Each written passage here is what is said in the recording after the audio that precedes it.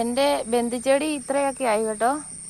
ഇത് ആദ്യം പൂ വിരിഞ്ഞ് വരുന്നേ ഉള്ളൂ കണ്ടോ.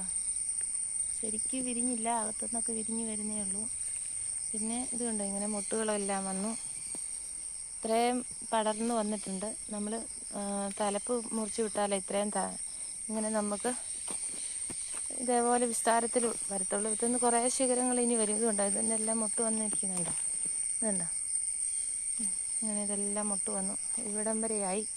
ഇനി ഈ ഓണത്തിൻ്റെ സമയമാകുമ്പത്തേന് കണ്ടോ, ഇതൊക്കെ നിറച്ച് മുട്ടുകൾ വന്ന് നിൽക്കുന്നുണ്ടോ.